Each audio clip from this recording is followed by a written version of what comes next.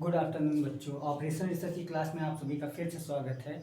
और last class में हमने डिस्कस किया था कि लास्ट क्लास में हमने इंट्रोडक्शन ऑफ लीनियर प्रोग्रामिंग के बारे में डिस्कस किया था और हमने कहा था कि नेक्स्ट क्लास में आप लोगों को हम बताएंगे ग्राफिकल मेथड के बारे में। लीनियर प्रोग्रामिंग में हम क्या करते हैं, एक मॉडल तैयार करते हैं, उस मॉडल को हम डिफरेंट मेथड के थ्रू सॉल्व करते हैं, जिसमें 4 मेथड मैंने आपको बताए थे। ग्राफिकल, सिंप्लेक्स में आपके 3 बताए थे, सिंपल, बिगेम और टू फेज सिंप्लेक्स बताया था। तो ये कुछ 4 मेथड हमने बताया था और आप कहा था कि हम नेक्स्ट क्लास में क्या डिस्कस करेंगे, ग्राफिकल मेथड को डिस्कस करेंगे। तो यहाँ पे सबसे पहले हम देखेंगे कि एक लीनियर प्रोग्रामिंग मॉडल को कैसे तैयार किया जाता है, देन उसको ग्राफिकल मेथड के थ्रू कैसे सॉल्व करते हैं। चलिए सबसे पहले आप क्या करिए, एक प्रॉब्लम देखिए जिसको हम सबसे पहले उसका फिर उसको हम मॉडल बनाएंगे उसका, देन उसको हम क्या करेंगे, उस मॉडल को हम करेंगे और ग्राफिकल मेथड के थ्रू सॉल्व। एक क्वेश्चन लिखिए, a firm manufacturing two product, कोई फर्म है वो 2 प्रोडक्ट प्रोड्यूस करे, product A and product B. 2 तरह के प्रोडक्ट प्रोड्यूस कर रही है, प्रोडक्ट ए, प्रोडक्ट बी। अब इन 2 प्रोडक्ट को प्रोड्यूस करने के लिए उसके पास कुछ कंडीशंस है, कुछ कंस्ट्रेंट है और कुछ उसके बेनिफिट्स हैं। कंस्ट्रेंट देखते हैं क्या क्या है। जो प्रोडक्ट ए है, product A requires 1 unit of labour our. Product ए को 1 यूनिट ऑफ लेबर आवर की जरूरत होती है and 2 units, 1 unit of labour our नहीं होगा, 1 लेबर आवर होगा, 1 लेबर आवर की जरूरत होती है और 2 यूनिट्स ऑफ रॉ मटेरियल की जरूरत होती है, रॉ मटेरियल की जरूरत होती है, 2 यूनिट्स ऑफ रॉ मटेरियल की जरूरत होती है। वेयर, अगर हम प्रोडक्ट बी, जहां हम प्रोडक्ट बी की बात करें, प्रोडक्ट बी को क्या क्या जरूरत होता है, प्रोडक्ट बी को रिक्वायर होता है 1 यूनिट ऑफ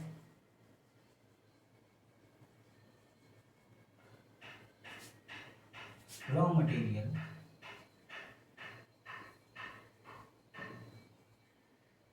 एंड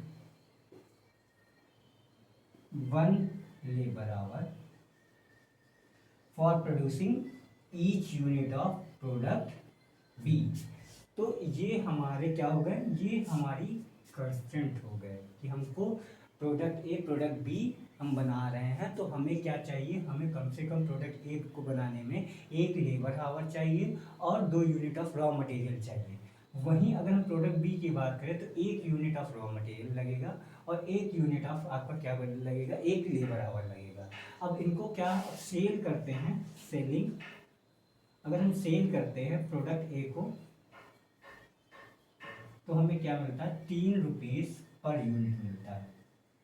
अगर हम 1 यूनिट प्रोडक्ट ए का सेल करते हैं, प्रोडक्ट ए का सेल करते हैं तो 3 यूनिट, 3 रुपए पर यूनिट प्रॉफिट मिलता है।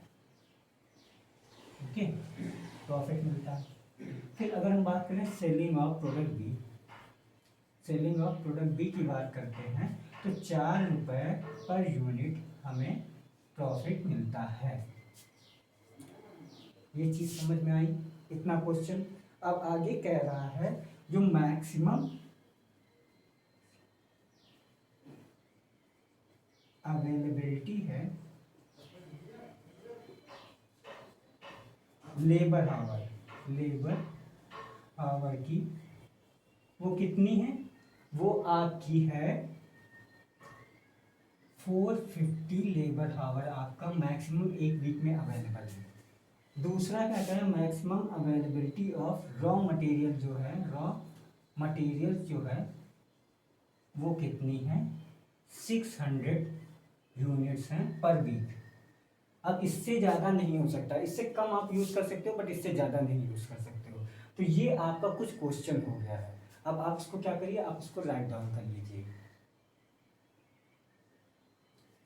इसको लिखने के बाद अब हम क्या करेंगे, अब हम इसका एक सबसे पहले एलपीपी मॉडल तैयार करेंगे, देन इसको हम ग्राफिकल मेथड के थ्रू सॉल्व करेंगे।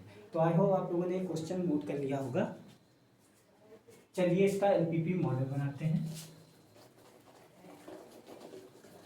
रफ कर दूंगा इसको, रफ कर दे रहा हूँ।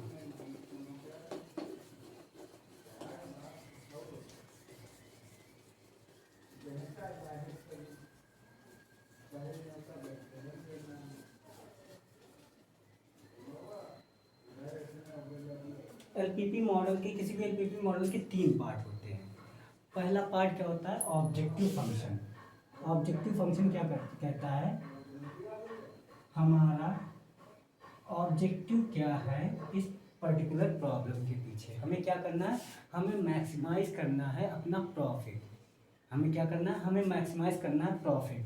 तो हम क्या लिखेंगे, पहले मैक्सिमाइज प्रॉफिट को हम यहाँ जेड से डिनोट करते हैं। मैक्सिमाइज जेड इजकल टू, चलिए हम अभी इसको नहीं बनाते, हम सबसे पहले टेबल बना लेते हैं, उससे बहुत आसानी होगी हमें ये एलपीपी मॉडल तैयार करने में। हमने, हमारे पास कौन कौन से प्रोडक्ट हैं, हमारे पास प्रोडक्ट जो हैं 2 प्रोडक्ट हैं, ए और बी। हम प्रोडक्ट ए को x1 से डिनोट कर ले रहे हैं, हम प्रोडक्ट बी को क्या कर रहे हैं, प्रोडक्ट बी को x2 से डिनोट कर ले रहे हैं। देन हमारे पास क्या है, हमारे पास कुछ रिसोर्सेज है। रिसोर्सेज में हमारे कौन कौन से रिसोर्सेज हैं, रिसोर्सेज है हमारा labour, power and raw materials. Labour, hour and raw materials. अब लेबर हावर में हमारे पास कितना है, 1 लेबर हावर है। कितना लगता है, प्रोडक्ट एक्स, प्रोडक्ट ए को अगर हमने क्वेश्चन में देखो, प्रोडक्ट ए को प्रोड्यूस करने में कितने लेबर हावर की जरूरत होती है, 1 लेबर हावर की जरूरत होती है।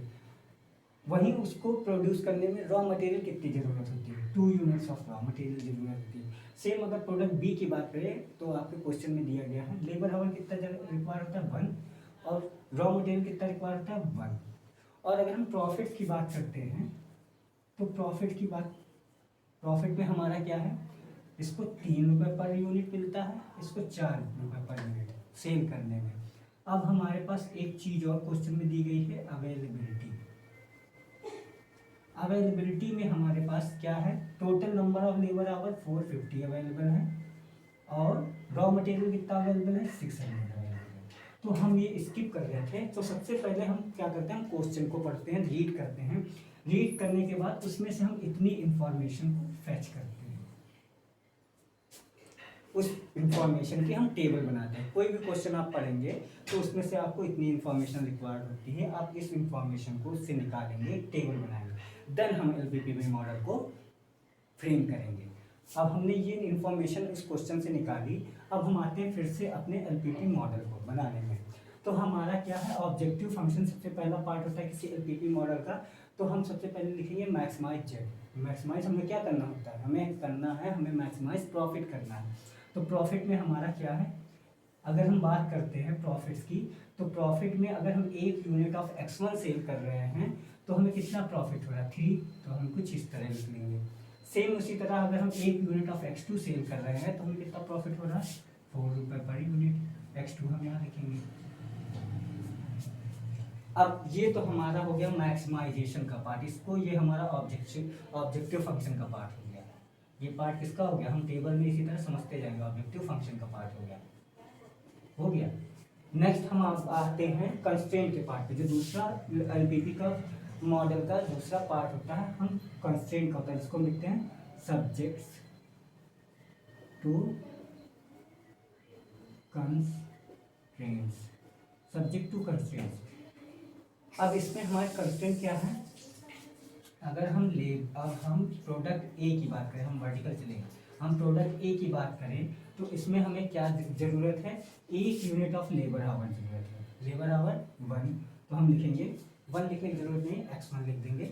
और कितना हमें रॉ मटेरियल की जरूरत है, सॉरी, अब हमें दूसरा अगर हम बात करते हैं प्रोडक्ट बी की, प्रोडक्ट बी में हमें कितना लेबर आवर चाहिए होता है, वह 1।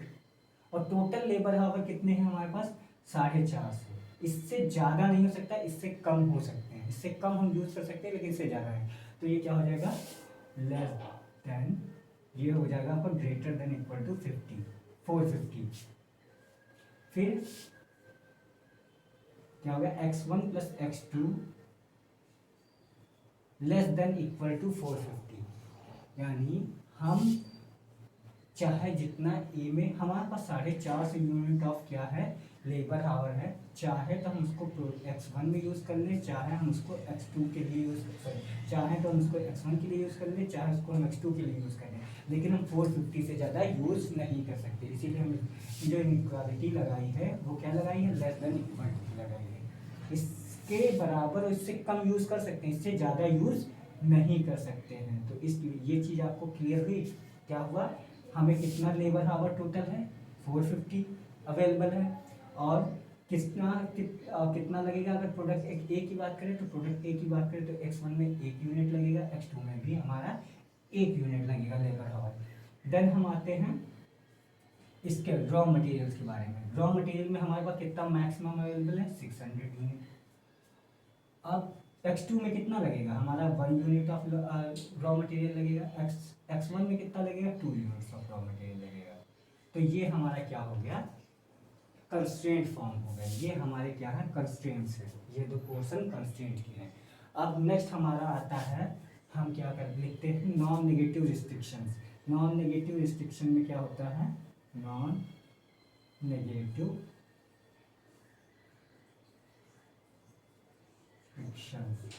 नॉन नेगेटिव रिस्ट्रिक्शन में लिखते हैं x1 x2 is greater than equal to 0, यानी जो भी हम आंसर को ड्रॉ करेंगे, इस यहाँ से जो भी हमारा आंसर निकल के आएगा वो आपका x1 x2 पॉजिटिव होगा, 0 हो सकता है, पॉजिटिव हो सकता है, लेकिन नेगेटिव आपके आंसर्स नहीं आएंगे।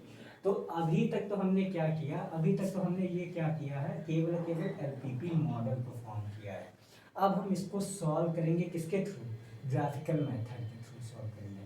सबसे पहले हमारे पास क्या थी, एक प्रॉब्लम थी, प्रॉब्लम से हमने एक इंफॉर्मेशन को फेच किया, हमने ये इंफॉर्मेशन निकाली। अब इस इंफॉर्मेशन के बेसिस पे हमने क्या किया, हमने अपना एलपीपी मॉडल तैयार किया। अब इस एलपीपी मॉडल को आप 4 मेथड होते हैं, चारों में से किसी से भी सॉल्व कर सकते हैं, लेकिन आज हम अगर ग्राफिकल की बात कर रहे हैं तो सबसे पहले हम क्या करेंगे, ग्राफिकल मेथड के थ्रू इसको सॉल्व करने की कोशिश करेंगे। चलिए आप इसको नोट कर लीजिए।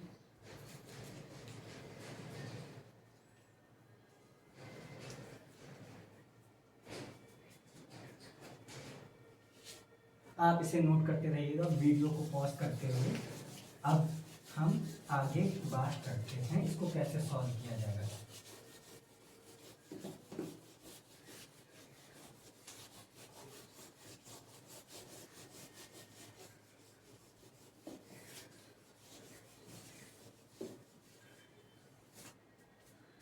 थोड़ा जल्दी करने की कोशिश करते हैं क्योंकि ये काफ़ी लेंथी होता है। सबसे पहले हम क्या करेंगे, कंस्ट्रेंट्स की जो इक्वेशन थी,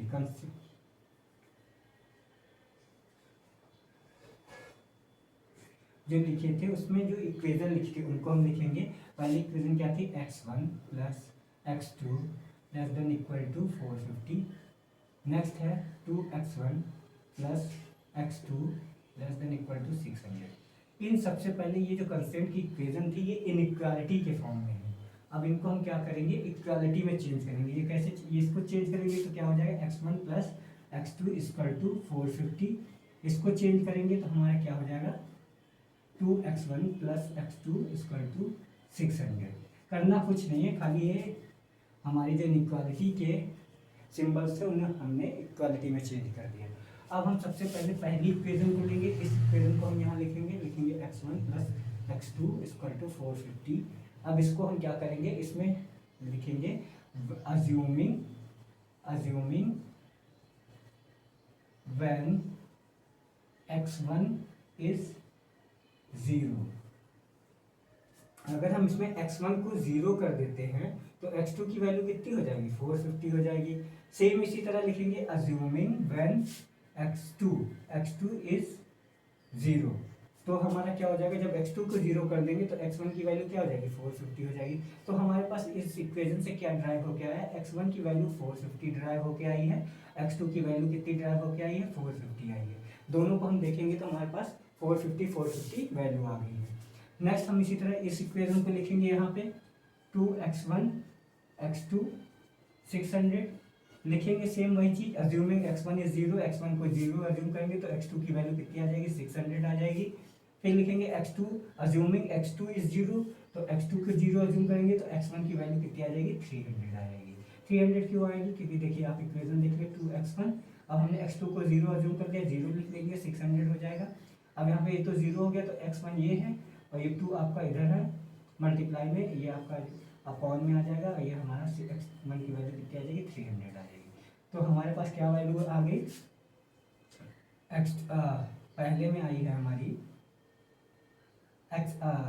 हमारी वैल्यू आई है x1 कितनी आई है, x1 आई है 300, x2 कितनी आई है 600।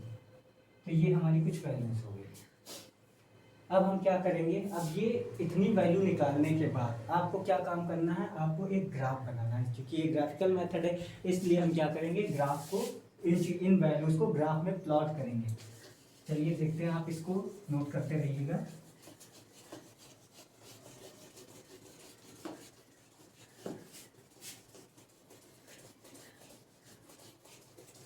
ग्राफ में प्लॉट करते हैं। ग्राफ में प्लॉट करने के लिए हम क्या करेंगे, हमने एक ग्राफ बनाया है, ये हम ग्राफ बना लेंगे, इधर x1 लिख लेंगे, ये x2 लिख लेंगे। हम क्या करेंगे, 100 के डिफरेंस पे लिखते हैं, 100 200 300 400 500 600। सेम इसी तरह 100 200 300 400 500 600 एंड सो ऑन। अब पहली इक्वेशन की हम बात करें, इक्वेशन 1 की। इक्वेशन 1 में हमारा क्या था, हमारी x1 की वैल्यू कितनी आई थी 450, x2 की वैल्यू कितनी आई थी 450, ये दोनों आई थी। तो हम सबसे पहले इसको प्लॉट करते हैं। x1 की वैल्यू कितनी है 450, 450 यहाँ होगा, x2 की वैल्यू कितनी है 450 यहाँ होगा, ऐसा होगा, ऐसा हम लिख सकते हैं। अब हम इन दोनों को मिला देंगे, ठीक है। नेक्स्ट हम इसी तरह इक्वेशन 2 लिखेंगे। इक्वेशन 2 में x1 की वैल्यू कितनी आई थी, x1 की वैल्यू 300 आई थी, x2 की वैल्यू कितनी आई थी 600। सेम यही हम इसको भी ड्रॉ करेंगे। अब इसको हम ड्रॉ करेंगे, x1 की वैल्यू 300, ये x1 है 300, x2 की वैल्यू 600 की है। अब इन दोनों को हम क्या करेंगे, ऐसे मैच करा देंगे। अब यहाँ पे एक ये हो गया हमारा इंटरसेक्शन पॉइंट, इसको अभी हम बताएंगे आपको। अब हमें क्या करना है, हम क्या करेंगे, हम इसको सबसे पहले इसको डिमार्केटेड कर देंगे by writing the equation. Equation क्या थी, x1 plus x2 equal to 450। दूसरी इक्वेशन क्या थी, ये वाली, ये हमारी इक्वेशन थी 2x1 plus x2 equal to 600, कुछ इस तरह इक्वेशन थी। अब इनमें अगर हम कंस्ट्रेंट की जगह देखें तो क्या था, इनइक्वालिटी थी लेस देन इक्वल टू 400।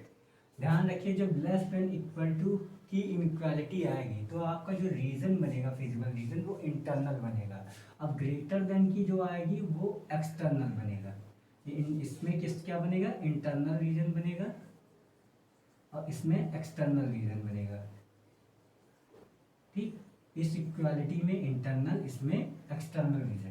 तो इंटरनल बाउंडेड रीजन कौन सा हो सकता है, जो सभी जो जीरो को टच करता हो।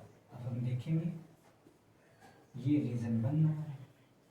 अब इस रीजन को टच कौन कौन से पॉइंट कर रहे हैं, एक पॉइंट ये टच कर रहा है, एक पॉइंट ये टच कर रहा है, एक पॉइंट ये टच कर रहा है। अब जो टच पॉइंट कर रहे हैं, हम मान लो इनको हम नाम दे देते हैं। इसको हम x नाम दे देते हैं, ध्यान दीजिए। इसको आप p नाम दीजिए, इसको आप q नाम दे दीजिए और इसको आप कौन सा नाम दे दीजिए, r नाम दे दीजिए। ये 3 पॉइंट हुए। अगर हम पॉइंट p की बात करते हैं और एक s नाम भी दे दीजिए, ये भी पॉइंट को टच कर रहा है। तो हमारे पास टोटल 4 पॉइंट्स है जो कि इस रीजन को टच कर रहे हैं। हम पी पे आते हैं। पी पे अगर हम यहाँ पे बात करते हैं तो ये कौन सी लाइन है, x2 की लाइन है। पी पे x2 की वैल्यू कितनी है, 450 है, और x1 की वैल्यू कितनी है, 0 है। इसको हम ऐसे लिख देंगे। सेम इसी तरह क्यू पे आते हैं, क्यू ओ पे आते हैं। ओ पे हमारा क्या होगा, पी पे भी 0 है, उस पे भी 0 है। इस पे आते हैं आर पे। आर पॉइंट पे अगर हम बात करते हैं तो x1 की वैल्यू 300 है, x2 की वैल्यू 0 है। तो ये हमारे 3 पॉइंट ये हो गए। अब ये जो क्यू पॉइंट है, जो इंटरसेक्शन वाला पॉइंट है, हम क्या करेंगे, इसको कैसे सॉल्व करेंगे। इसको सॉल्व करने के लिए हम इन दोनों इक्वेशन को सॉल्व कर देते हैं। x1 plus x2 equal to 450 और 2x1 plus x2 equal to 600। हमने क्या करना है, अब इसको सॉल्व करना है जो हमने ट्रेडिशनल मेथड सीखा था उसके थ्रू।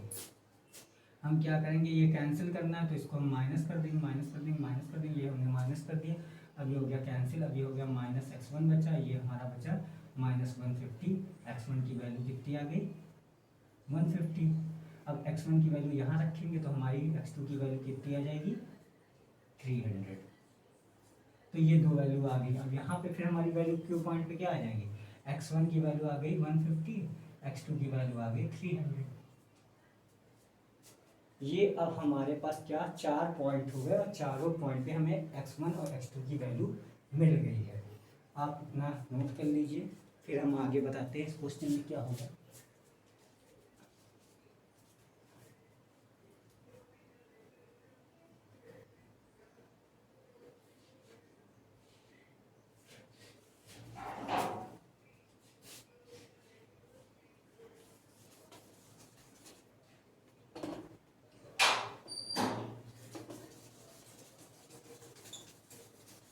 अब हमको करना ये है कि ये जो पॉइंट है, अब सबसे पहले हम अपना ऑब्जेक्टिव फंक्शन लिखेंगे। ऑब्जेक्टिव फंक्शन क्या था हमारा, क्या था, maximise Z equal to 3x1 plus 4x2 equal to Z, कुछ इस तरह हमने लिखा था। अब हम सारे पॉइंट पे ये चेक करेंगे कि कहाँ पे हमारी मैक्सिमम जेड की वैल्यू मैक्सिमम है, यानी कहाँ किस पॉइंट पे हमारे प्रॉफिट सबसे ज़्यादा होंगे। तो ये 3 है, 3 हो गया। पॉइंट पी की बात कर रहे हैं हम, पी की बात करें तो 3 हो गया। 0 है x1, 0, 3 इंटू 0 0 हो जाएगा। x2 की वैल्यू कितनी है, 4 इंटू 450 कितना हो गया, 4 पंचे 20, 4 चौक 16, 2 18, 1800 हुआ। इसी तरह आपका Q पे आते, O पे आते, O पे दोनों 0 है तो 0 प्लस 0 आपका 0 हो जाएगा, कोई प्रॉफिट नहीं होंगे। R पे आते हैं, R पे देखते हैं 300 है x1, तो 3 इंटू 300 x1 है, प्लस x2 की वैल्यू 0 है तो यहाँ पे 900 हो जाएगा। फिर Q पे आते हैं, Q पॉइंट पे, क्यू पॉइंट की बात करें तो क्यू पॉइंट पे हमारा x1 कितना है, 3 इंटू 150 प्लस 4 इंटू 300। तो यहाँ पे वैल्यू हमारी क्या निकल के आएगी, 450 प्लस